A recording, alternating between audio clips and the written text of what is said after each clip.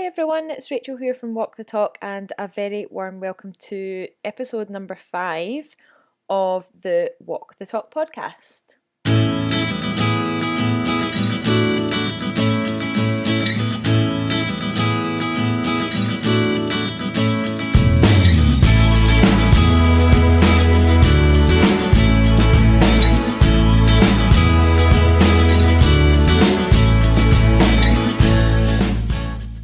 So in today's episode I am talking to an awesome guy called Danny Watson, CrossFit Level 1 seminar staff and student dentist, and we talk about lots of things, but the main thing being, what should you do if you really want to go after something but you don't know where to start? I am not going to hold back any longer. We're going to get straight into the interview. Enjoy the show, and please don't forget to leave a positive 5-star review on iTunes. Enjoy the interview, and I will speak to you soon. So welcome Danny Watson to the Walk the Talk podcast. No relation, but excellent surname. Yeah, absolutely, yeah. Danny is CrossFit Level 1 seminar staff. But that is only the very beginning, that's only the very beginning of what you do and what you've done. And I wanted to get Danny on the podcast because if you haven't already watched his Facebook video, you should head over and watch that on his Facebook. I watched it the other day. He was talking about lots of different things that he has done in his life that is really inspiring, and to help inspire other people to follow what they want to do, and how to practically go about it, and to speak to Danny about practical ways to go about getting shit done that you want to do with your life. So thanks Danny for agreeing to come on to the podcast. No, you're welcome. Thanks for inviting me. Very kind.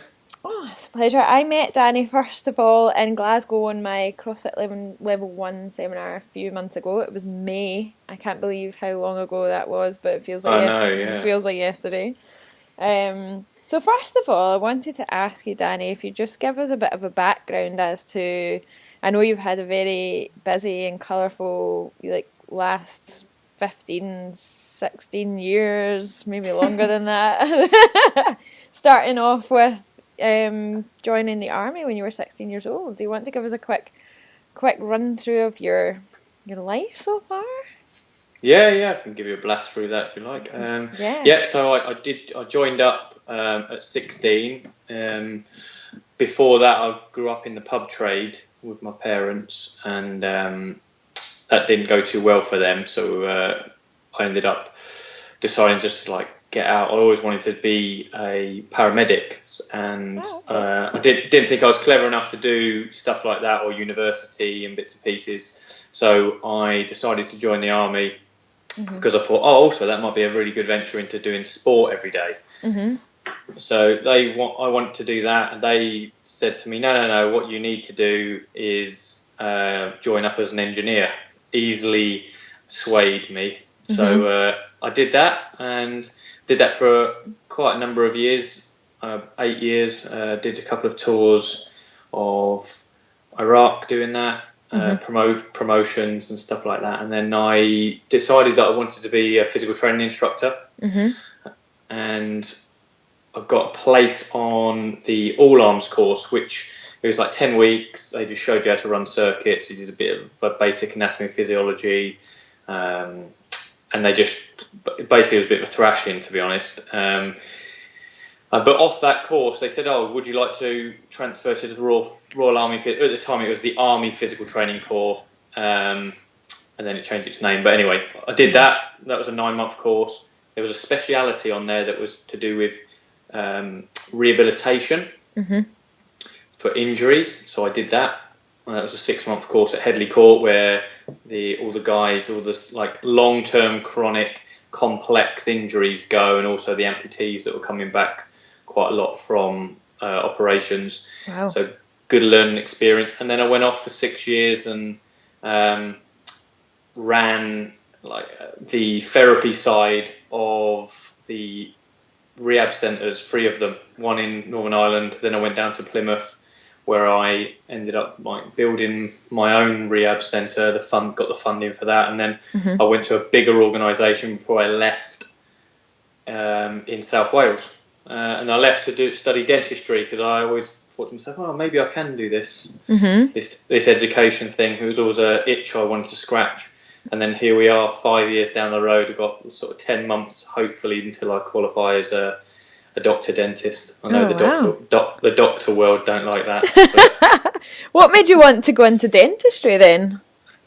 Do you know, it never even crossed my mind until I was in Afghanistan, and I was doing a role where we flew around to the remote locations with a physiotherapist.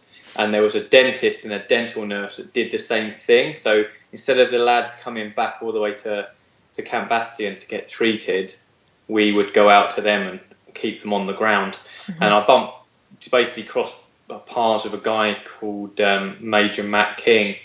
And he was a real dude. He loved his training and stuff like that. But we shared a location, and he was the boss. He had a higher rank than my boss, and said, look, he goes, I'm doing the mornings. You guys can have the room in the afternoon. So we had the mornings off. So I did like crack some training, and then just thought, well, I might as well have a watch of what he was up to. And I sort of like, well, this is really cool, you know. And he was really helping, you know, not just our guys, but also the Iraqis who came in and needed help. And I was like, this is really hands-on, you know, hands-on help. I might look into this. And he just said, look, if you can get on, it'll be a no-brainer. And I had to do some of my personal education because I didn't have the GCSE English. Oh, yeah. And then from there, it sort of just snowballed. I just applied and managed to luckily get a place, like a lottery, I think. Yeah, I don't know. I don't think it would be luck would be involved in something like that. I think you need to be, you know, dedicated to it. So it sounds like you are. I know there's I'm desperate to go back to university actually, so I might pick your brains on how you went about doing that. Oh yeah, no problem. Of course. So yeah, at some point. But okay. Got to help my kinhood spirit out. You know, my name. Yeah, exactly. So you're almost so you got 10 months to go until you qualify. Yeah. Wow, that's amazing. And when did you get involved in the CrossFit community, the CrossFit side of things? Because that's how I know you, obviously. Yeah. So that all started in about 2008, 2009. Qualified from Headley Court as that rehab guy. Went to Northern Ireland. Was heavily into circuits. The old Ultra Fit, which was like an indoor decathlon. High reps. 10 stations, as we would know it in the CrossFit world, a chipper, where you chip away down the course. And I'd just come across it in a magazine, basically, and then I Googled something, and I was like, oh, what's this? And .com came up. And there was a stack of cards you could buy called the Hopper Deck. I still got it. You can't buy them anymore. They should bring them back out. They were 52 cards, loads of different workouts, and I used to just didn't know what the hell I was doing. But I used to just have an hour at lunchtime and just pick cards out and do as many workouts as I could in an hour. Oh my God. So that's where it all started, really. And then I properly got into it, joined a CrossFit gym after I came back from Afghanistan, and I was in Plymouth. So I went to CrossFit Plymouth with James Bish and fell in love with it, really. Yeah. Oh, cool. And here you are teaching other people to become CrossFit coaches. Yeah, it's good fun. Well. Really good fun, yeah. Awesome. So I was just looking at some of your achievements, and I wanted to ask you a little bit about your passion for these crazy challenges that you've done in the past. One of which was, and you did this one for charity, is that right? The 7 chin-ups, 7 dips every minute on the minute for 24 hours. That was a while ago? Was that a while ago? No, that was a long time ago. Yeah. Is that where your crazy challenge idea started? Was that the first one, or? Yeah. That was the big first one. I've done a couple of other things, run half marathons and bits and pieces, but that one came out of Me and my best friend, when I was in Northern Ireland at that rehab place. Just got there, just obviously achieved a big achievement, getting into the physical training corps, getting this job, and I needed the next challenge. I think my life just evolves around the next thing, really. But I just phoned him up and I said, look, do you fancy doing this? And he was like, we just learned all about muscle groups and balance and all this sort of stuff. And I was like, I fancy doing some chin-ups, but I think we better do some dips to like balance it out. And he was like, yeah, let's give it a try. What about 7 and 7 every minute? I was like, yeah, let's try 20 minutes. It was horrible. But we both made the 20 minutes, and we just phoned each other back up after lunch and said, yeah, I reckon it's doable. So 20 minutes, 24 hours, you know. Yeah, not much difference. So we did that for Help for Heroes. That was, apart from the last one, that was the hardest thing that I've ever done. Yeah, it sounds pretty horrendous. How did you go about training for that then? Did you train for it, or was it more of a let's just go for it? Yeah, I did train very hard for that. Yeah. Because I didn't come home very much to see my. I wasn't married then. My fiance at the time. I just used to, single bloke living in the science mess, train all the time pretty much in the evening and the weekends. So I had all this time on my hands. I just built up to an hour because our plan was to do an hour on, an hour off. As in, I do an hour, he would do an hour, and we do 12 sets of an hour. Yeah. So I ended up training up to an hour of doing 7 chin-ups and 7 dips. It took about 20 seconds.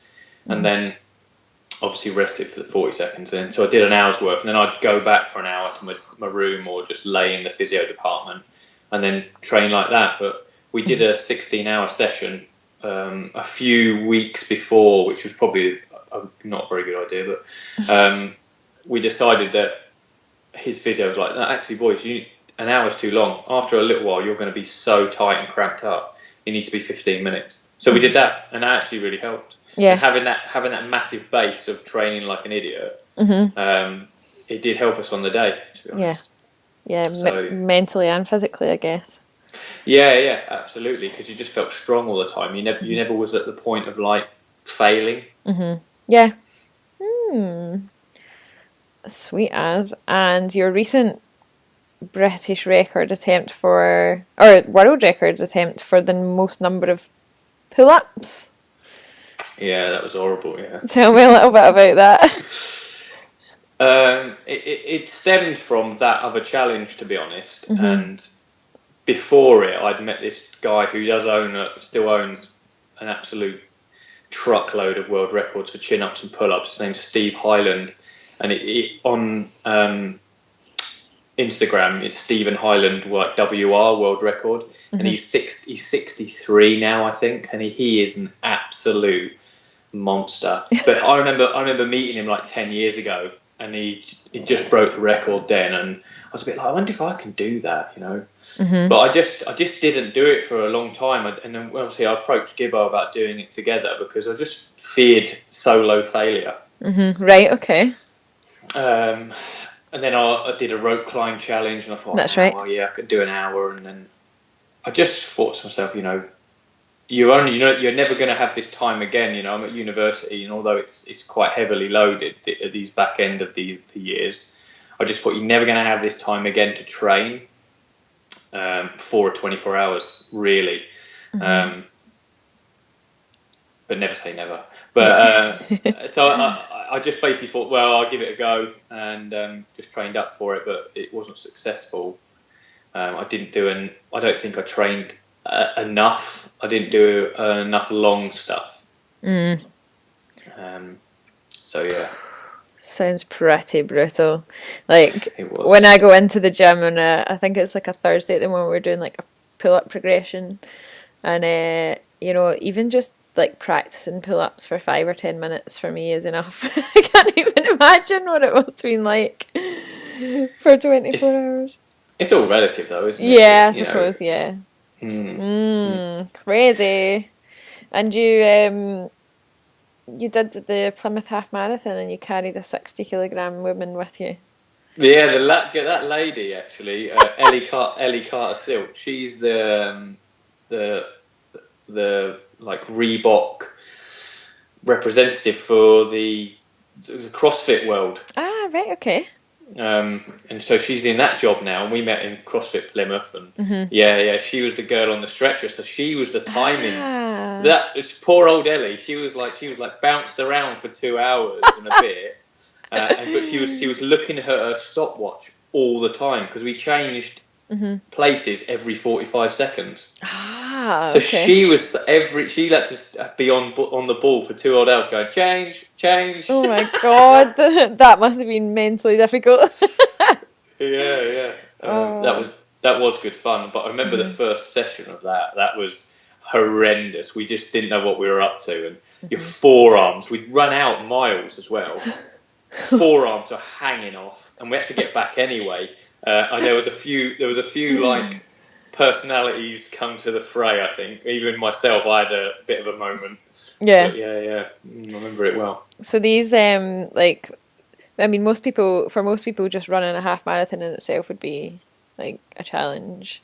What was the driving force, do you think, behind doing things like that for you? You know, just is it sort of getting an idea in your head and then not being able to shake it off and wanting to sort of, I don't know, prove it to yourself or to other people that you can do it? Do you just like a challenge, or what do you think it is? Is it a personality trait? Because it sounds like something that I would do. Or that I would want to do. Maybe it's a Watson thing. It might be, yeah, maybe. Yeah, it might be. I suppose I do know. It's a bit of everything of that, what you've just said, really, you know, and I always,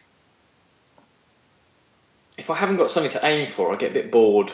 Yeah, okay. And I like to see how far you can push yourself mentally. You know, and if what would give up first, you know, would your mind give up or your body? But the other thing is, it's a nice way of giving back. You know, I don't try and do every year a sponsorship thing, you know, because I think it means it's quite special if you leave it for a while and you make it, you know, something that's very challenging to you.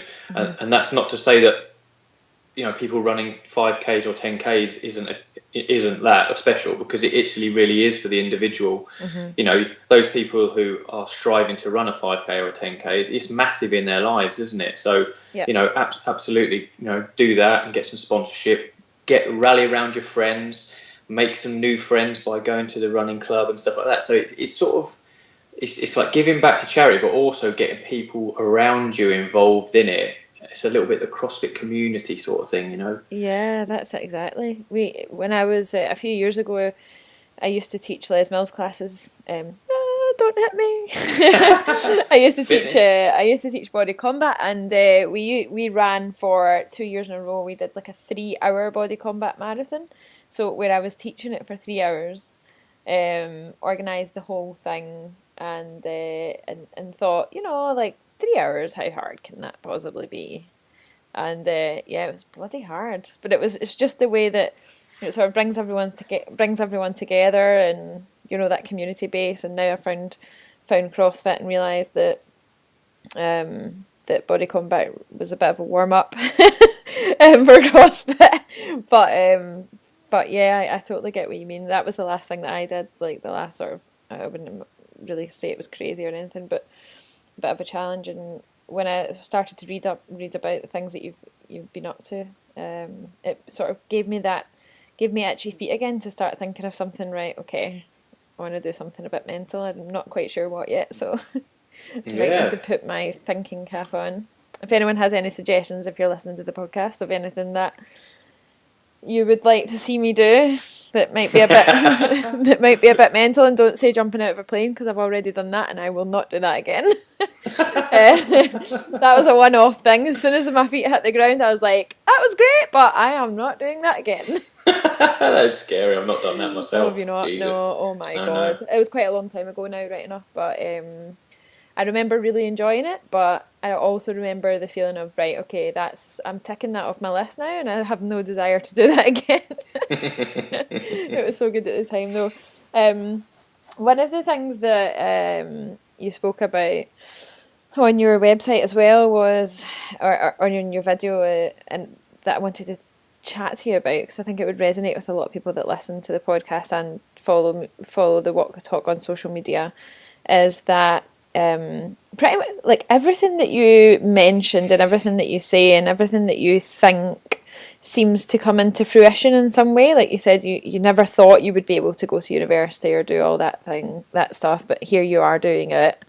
You never thought, you didn't know whether you would be able to complete these challenges, and you're ticking them off. You're now 10 months away from becoming a dentist, and you never thought you would even go to university, and here you are. And what advice would you give to someone that's listening that has this, like, and I know there are a lot of people out there, because people ask me questions about this every day.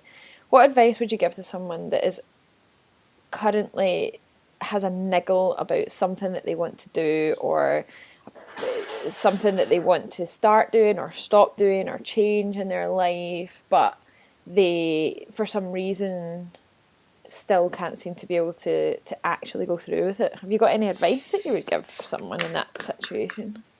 Yeah, I suppose basically there's a couple of things. First of all, it's like, why are you not making that decision to do it? And sometimes you've got to ask yourself, what is the worst thing can happen if you don't do it? Mm-hmm. And that's the thing that always sits in my head, is if what happens if I don't do this? Mm-hmm. Will I be happy? And if the answer is no, then I've got to do it. Mm-hmm. So it's staying, or it's fit. Again, I don't run towards success. I run away from failure. Okay. Yeah. I run away from fear of failure, which is, but you have to make the leap. Don't let fear of failure be the barrier. Make it be the thing that it's a weird concept, but people say I run away from it. I make the choice, and then I run away from the failure. So it pushes me towards success, hopefully. But the other thing is, what I normally do is I envision what it'd be like.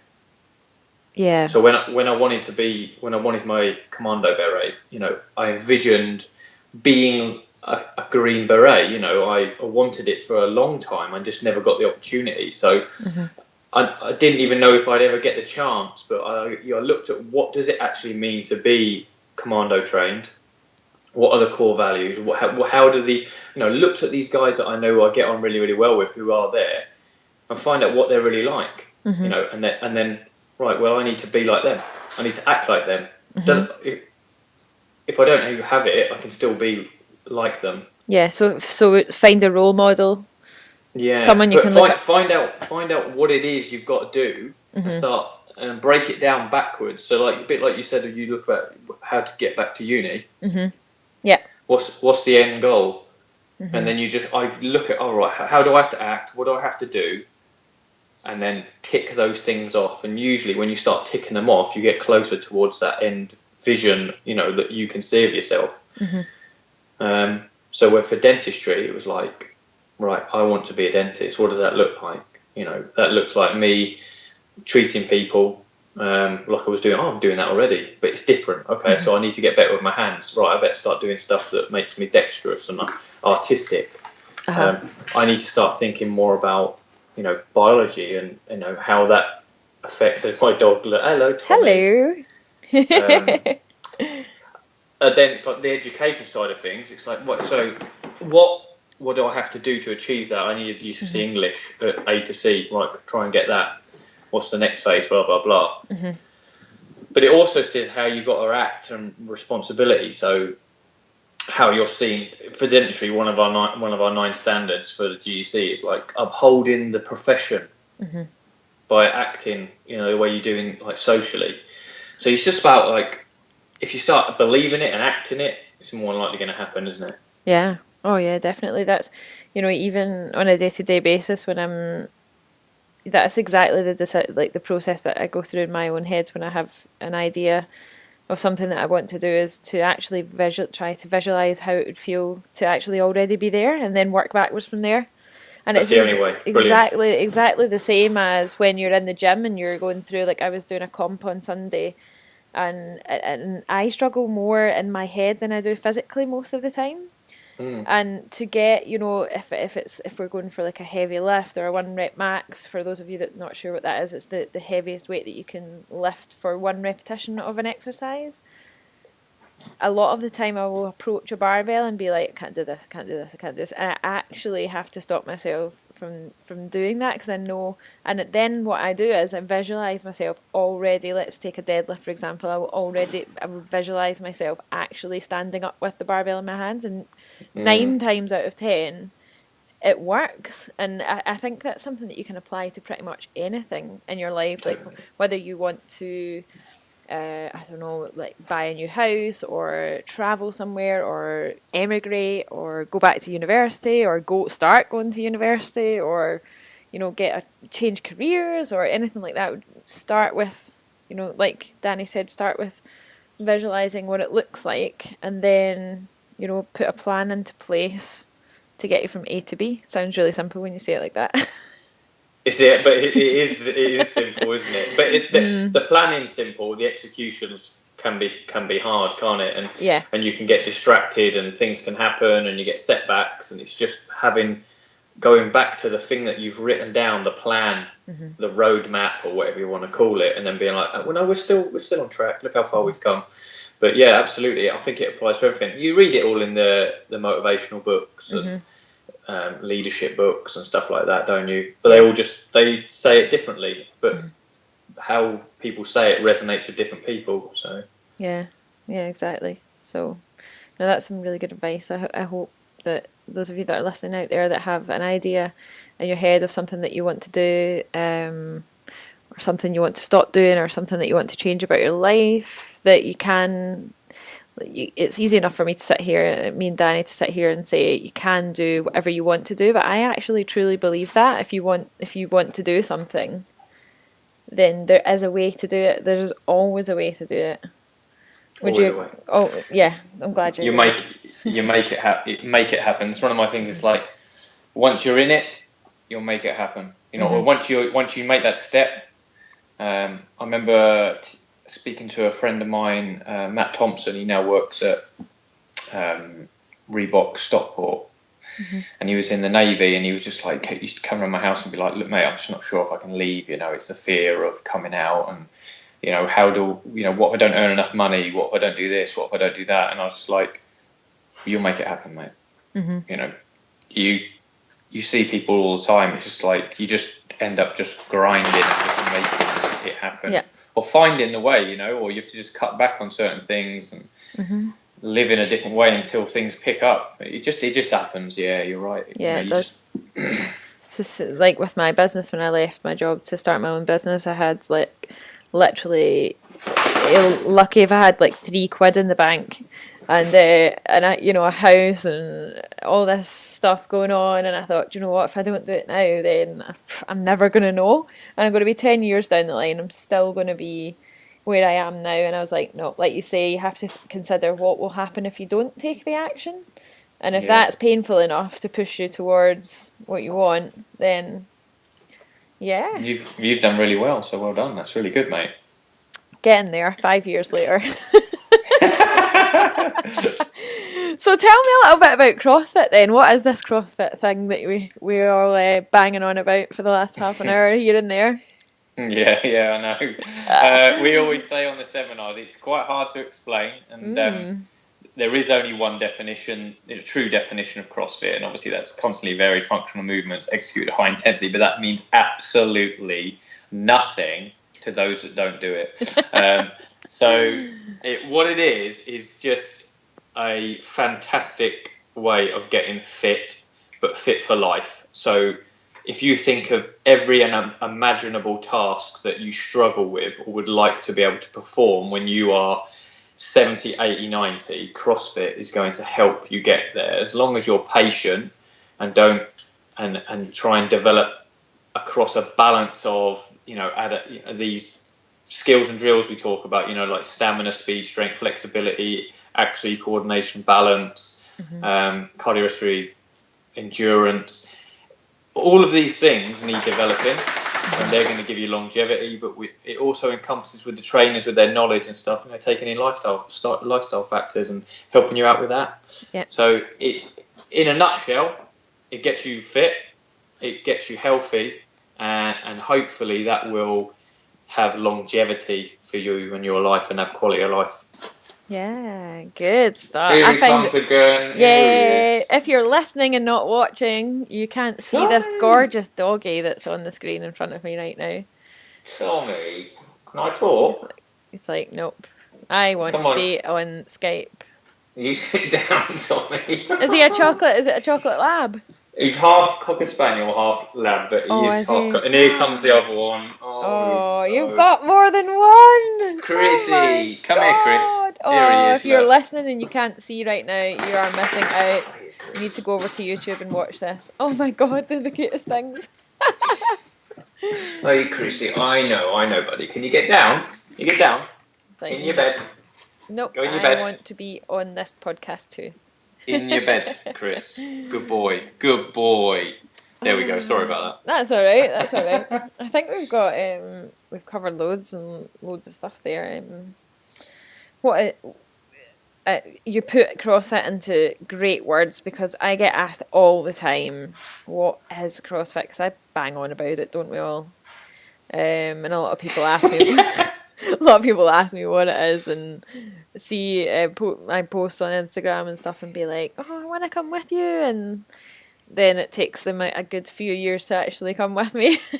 Like, I'm too scared. Like, a lot of people won't go to the gym, any gym, because they are scared of, and that just comes down to what we spoke about before. I suppose what we could say is a fitness and well-being social club. Yeah, I like that. I like the social side of it.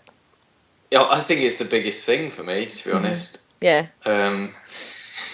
Surround yourself with, like people, and who push you and challenge you, and who you can have fun with. That's what it's all about, isn't it? Yeah, exactly. That's definitely what it's all about. And there are a lot of people listening to the podcast whose their goals are to get fitter, to lose weight, to change the way they look, or to change the way they feel. And I think one of the biggest things that will help you to create success in those areas is to actually put yourself in a position where you have a network of people who are either doing what you want to do currently, or will support you in what you're trying to do. And CrossFit has really done that for me. It's given me a community of people who I can, bounce my weirdness off of, because we're all the same type of weird. Yeah, and different. Yeah. We just accept. Yeah. I think a lot of us, we fear that we're not going to be accepted, but everyone's accepted. Fat, thin, big, small, muscly. It doesn't matter who you are in that arena. It happens everywhere. It happens in a lot of other places. But predominantly, it's a judge-free environment. Yeah. And certainly from my experience, and we're all sort of on the same quest. It's all just like sort of, it might be disguised or come in different guises, but we are still all on the same path, but just at different stages. But because we share that commonality, we all just really get on. Yeah, it's great. I'm really glad I did my level 1. I pondered over it for a long time before actually coming to do it, so it was great. It was really good. Glad you did. You did well as well. Yeah, it was fun. It was really good fun. So what are you up to now for the rest of your summer break from uni? What's left of it? I've got quite a few weekends stacked out with work, dog walks, spend time with my wife, and then also get my head back in the game with dentistry, because I've had a bit of a deload on that one. Yeah. So get back into that. Get back into some sort of routine. I like routine. I do as well. Routine's important for me as well. No, that sounds awesome. Sounds great.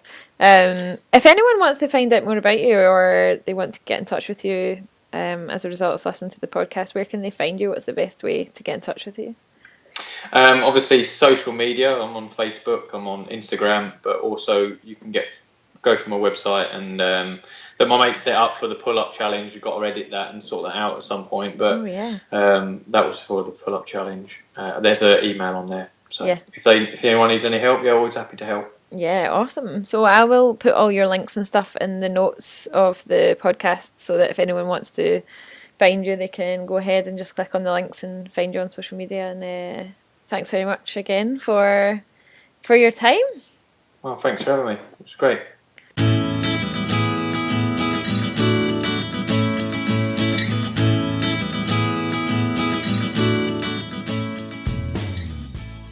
Well, a very big thank you to Danny for joining me on today's podcast. I hope you guys have really enjoyed listening to Danny.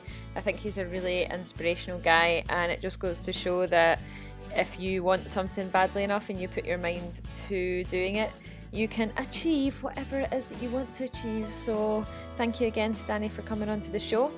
I'm really looking forward to next week's podcast. Next week we are talking to Jeanette Hyde of The Gut Makeover, another podcast surrounding gut health, but in a much different way to the one that we did a couple of weeks ago. So I'm looking forward to that. If you don't mind, can you leave me a review on iTunes? A 5-star review would be preferred, obviously. Again, my name is Rachel. This is the Walk the Talk podcast. If you want to find out more about Walk the Talk Fitness and what I do, just head over to the website walkthetalkfitness.co.uk. I will see you next week.